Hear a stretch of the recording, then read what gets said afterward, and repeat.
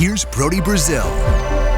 The World Series continues tonight as we get Game 3 and a change of scenery down to Southern California. And tied at one game apiece like we are, let's be honest, this World Series is really no longer a best of 7, is it?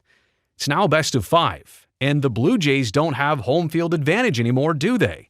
It's now the Dodgers who get the next 3 games at Chavez Ravine versus only the 2 more remaining, if necessary, at Rogers Center north of the border. Now, I do think we will at least need a Game 6, if not the entire 7-game series to figure out who wins this World Series. That remains to be seen. The Dodgers would have to sweep these next 3 games to not have it go back to Canada. But the point remains, an interesting series with a lot of things to break down. So that's what we'll do in this video. All information is courtesy of Major League Baseball Network's research department, but I've curated what I think are the 10 most interesting and important things that you need to know about tonight's Game 3. And we talked about this series opening, like who wins Game 1 and how does that relate to ultimately who usually wins the series.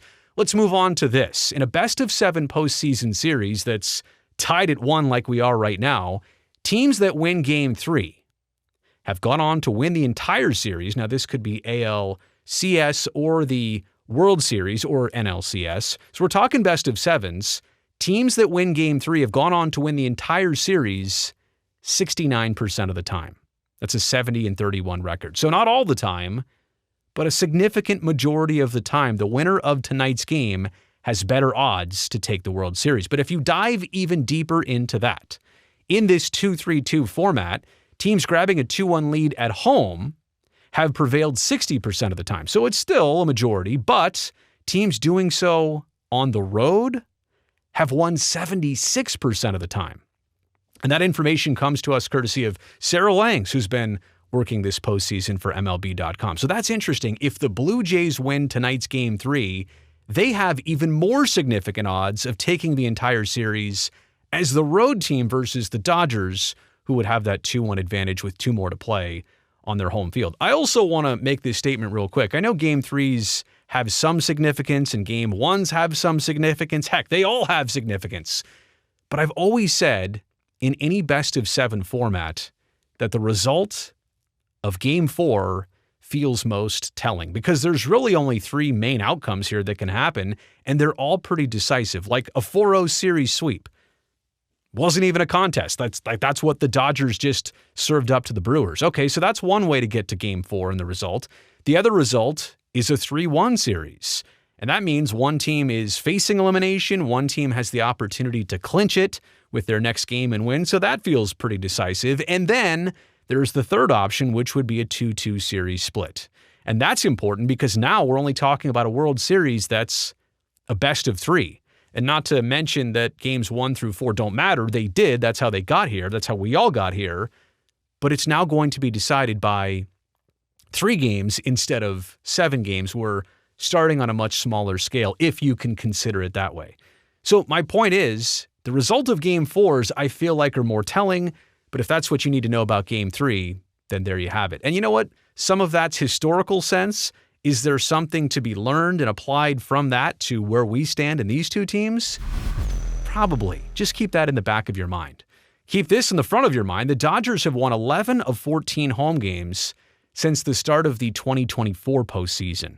Like, they've been very good at Dodger Stadium last playoffs and this playoffs so far. They've won 5 of 6 at Dodger Stadium this postseason after posting a 52-29 home record during the 2025 regular season. That was tied for the 3rd best record, home record, in all of Major League Baseball. Look, both teams that have got here have played well all season long. If you look at the home and road splits, though, playing at Dodger Stadium, there is an element about it. It's a huge stadium. The crowd is crazy when that place is, going to be filled for the next 3 home games. And not to say that Rogers Center wasn't. I don't mean to make this an apples and oranges comparison. I'm just saying that Dodger Stadium is a tough place to play baseball. And I'll call it Skydome if that makes you feel better. Skydome is still a tough place to play baseball games, especially when that atmosphere was how it was for games 1 and 2, which I did enjoy watching. But yeah, just know that the Dodgers have been on this postseason roll since last year,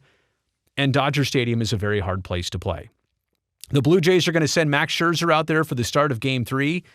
Could this be the final one of what is guaranteed to be a Hall of Fame career? In regular seasons, Scherzer has 221 wins, 3,489 strikeouts recorded.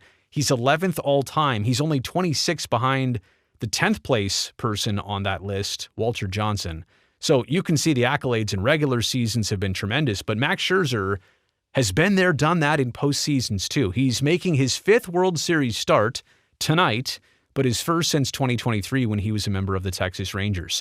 In his previous 4 outings of World Series, his teams went 3-1 as he pitched to a 3.26 ERA over 19 1/3 innings pitched.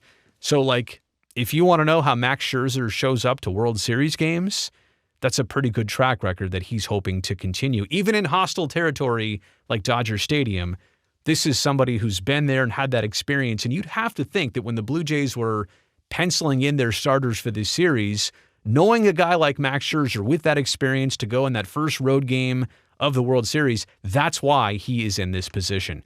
Scherzer becomes the only second player ever to play in the World Series for 4 different teams. Let's keep it on the pitching theme here. Tyler Glasnow has allowed 1 run with a .495 opponent's OPS over 13 1/3 innings pitched this postseason. That's a .68 ERA and 18 strikeouts for Tyler Glasnow. And here is something that's crazy. Tyler has had more walks allowed at 8 than hits allowed in this postseason. He's only allowed 7 hits and 8 walks, and 8 walks aren't that many, but only 7 hits, so the hits are fewer than the walks that he has allowed in terms of letting somebody get to first base.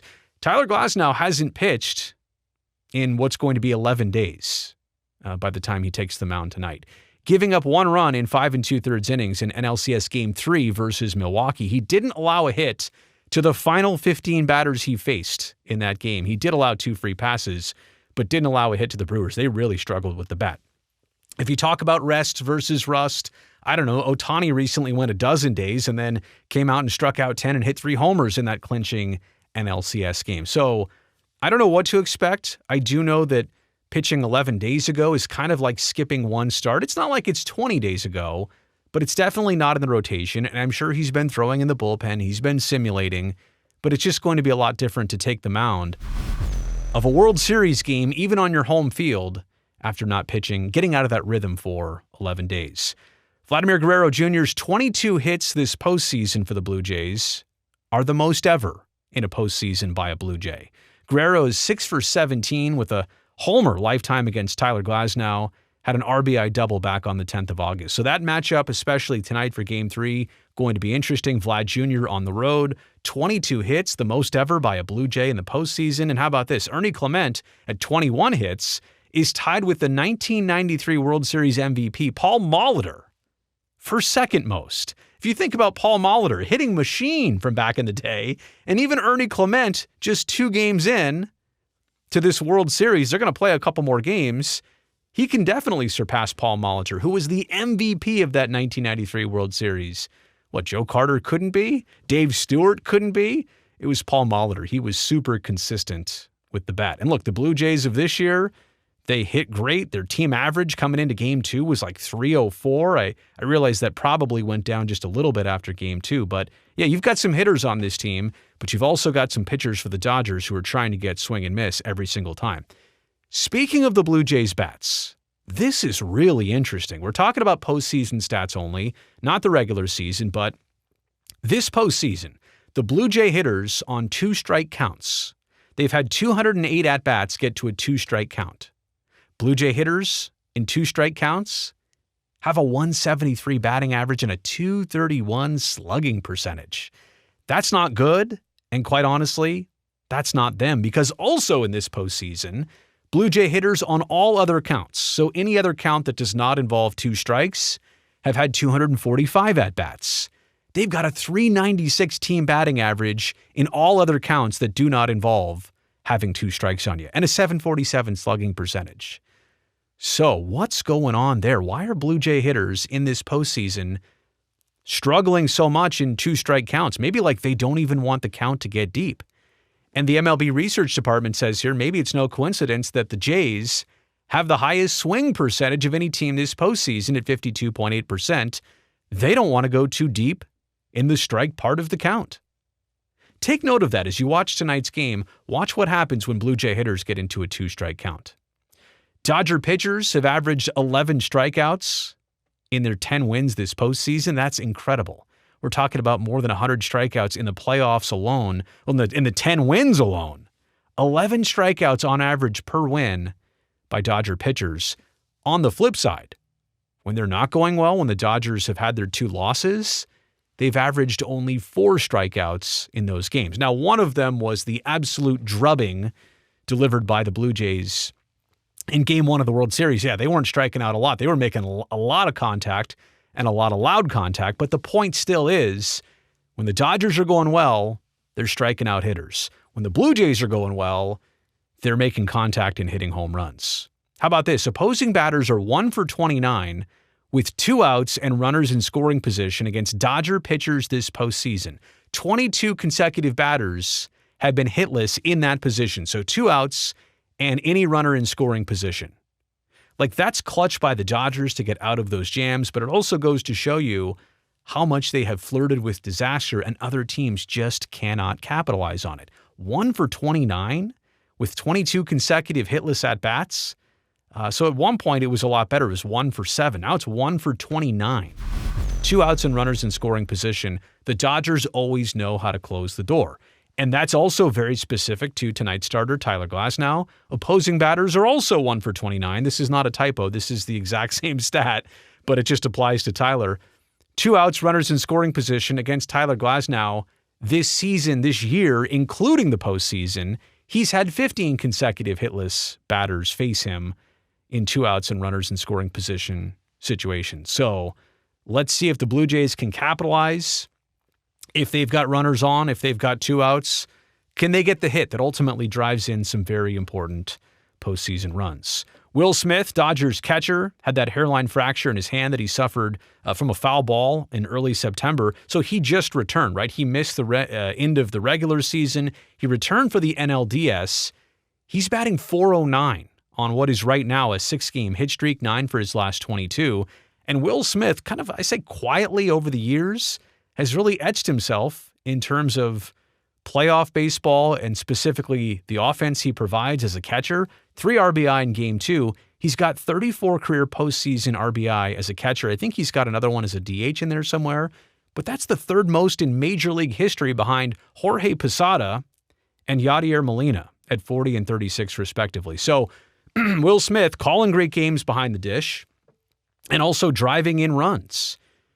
You usually get a catcher who you'll take one or the other, but the fact that you're getting both from Will Smith and the fact that the Dodgers have him back tremendously works out in their favor, and he's on that 6-game hit streak right now. I mentioned before that the Blue Jays really rely on the home run. Teams to out-homer their opponents, these are all the teams in all the playoff series, teams to out-homer their opponents in the postseason have a 26-5 record. So it doesn't happen very often where you get out-homered and still win the game. It still can happen, but more often than not, if you out-homer the opponent, you are likely to win the baseball game. The Dodgers and Blue Jays have identical 6-0 records when out-homering their opponent this postseason. So, does it come down to the scoreboard? Yes, but one other way you can look at it throughout the game, if the Dodgers have 3 homers and they're only up by a run, odds are that that might be enough for them to win the game. Although were they solo shots, were there runners on base, that obviously matters too. Last but not least here, George Springer was 7 for 17 with 3 dingers and 5 RBI at Dodger Stadium in the 2017 World Series when he was part of that very controversial Houston Astros club. He homered in each of the final 3 games there, which were games 2, 6, and 7. And George Springer has a knack for doing well at Dodger Stadium, but also showing up in World Series games. And obviously had that experience with the Astros, is now back with the Blue Jays in 16 career World Series games. Springer has 16 runs and almost as many walks, 12, as strikeouts, 14. I'm sure he'd love to cut down on the 14 strikeouts. That's basically almost 1 per game, but he's almost drawing the same amount of walks in those 16 games as well, too. Finding a way to get on base, finding a way to be relevant in these games. Springer's .797 slugging percentage in the World Series, I can't believe I'm about to say this, .797 slugging percentage in the World Series is the best all time? Is that true? With a minimum of 40 plate appearances. Now that is something to chew on. Will George Springer be an X factor at Dodger Stadium? Which players from both sides are set to show up as this series now shifts, as I mentioned, to Southern California? The next three at Dodger Stadium should be interesting to see if we get back to Canada for a Game 6. I think at least that part is most likely, one way or the other. Like, I'm not even saying that in favor of the Dodgers or in favor of the Blue Jays. I think that what we've witnessed so far goes to prove that pretty much anything can happen from here on out. And I do think it's not going to be decided in just 5 games. Either way, I do think this series is going to take at least 6. But let me know what you think in the comments section below. What stat did you like? What prediction do you want to make? What are your observations about this series so far? Go ahead and put that down there. Also, thumbs up down there too. That helps me, this video, and this channel. And don't forget to hit that subscribe button if you're new here. I would love to see you back here next time.